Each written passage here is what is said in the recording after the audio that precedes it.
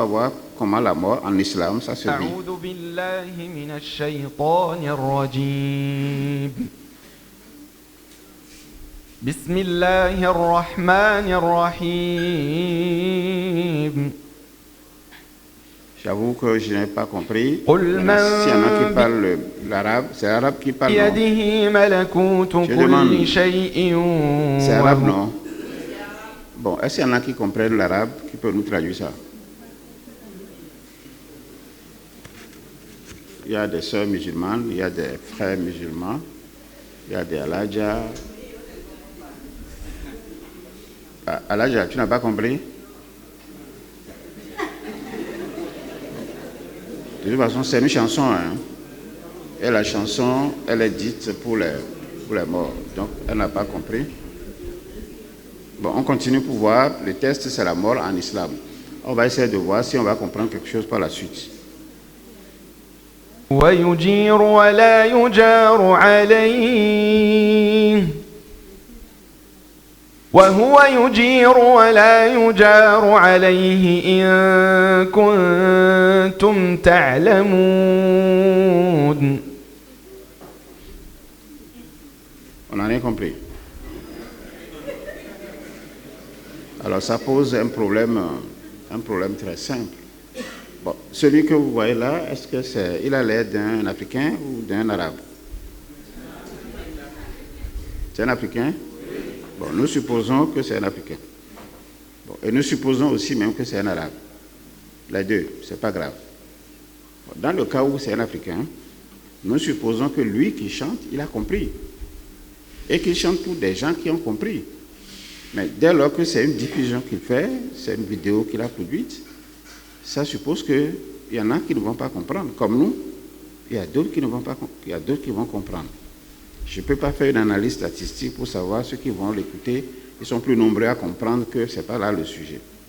Alors, s'il est un Africain, est-ce que ce qu'il dit là, du point de vue des croyances, est-ce que c'est sa croyance, l'islam? À un moment donné de l'histoire, l'islam s'est imposé à nous.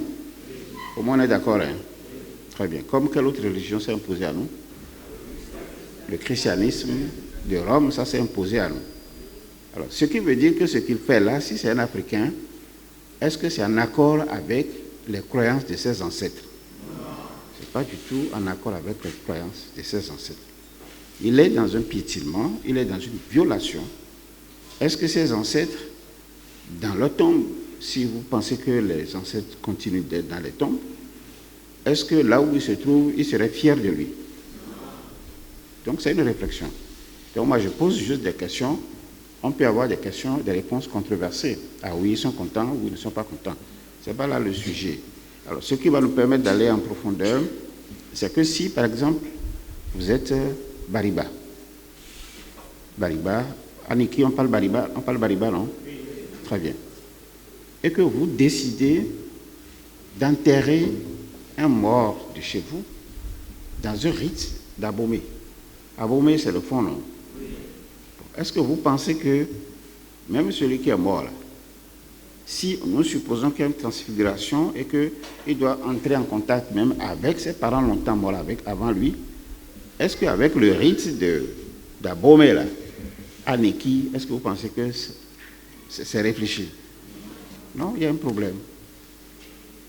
Moi, je mets juste l'accent là-dessus, enfin le doigt là-dessus, pour que vous voyez un peu les questions de mort, c'est des questions extrêmement sensibles. Et que si le traitement que nous devons en faire, si ces traitements n'ont aucun accord avec la base, ce que j'appelle la base, si je suis arabe, je fais mes affaires en arabe. Si je suis, je ne sais pas où, en Afrique, je fais mes affaires suivant le rite africain. Si je suis peut-être en Chine, je fais mes affaires suivant le rite chinois. Mais si ce n'est pas le cas, il y a un peu comme une distorsion. Donc, j'attire votre attention là-dessus. Et on continue pour quelques minutes et on va tirer donc les conséquences de ce que les gens vont faire. سيقولون لله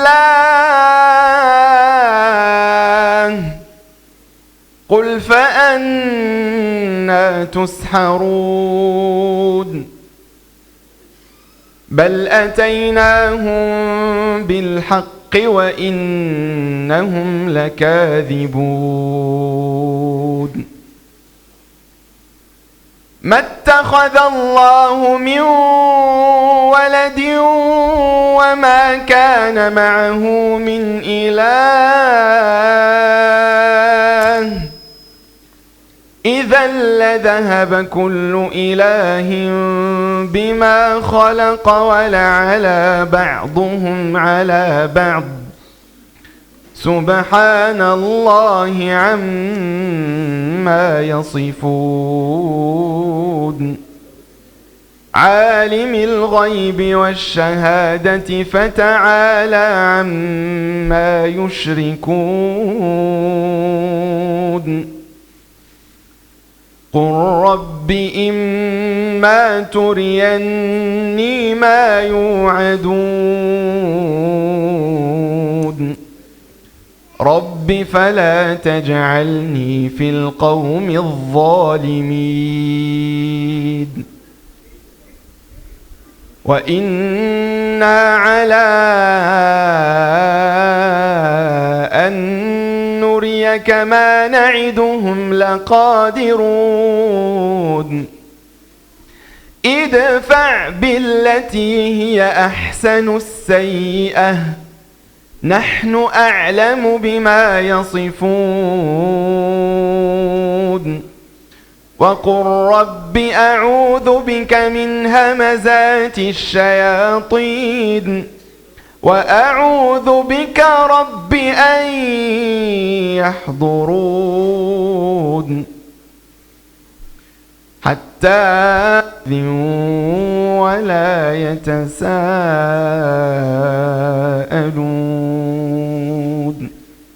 صدق الله. Par le commencement, et nous allons justement commencer par le sujet d'aujourd'hui. Donc le sujet d'aujourd'hui, Inch'Allah Ta'ala. Donc il a bien chanté et la chanson a précédé le sujet d'aujourd'hui. Et le sujet d'aujourd'hui, il s'agira de la mort. La mort, ce passage vers l'au-delà. La mort. La mort, vous avez compris, hein? Donc nous on va voir comme c'est ça qu'il a posé comme c'est l'énoncé de base.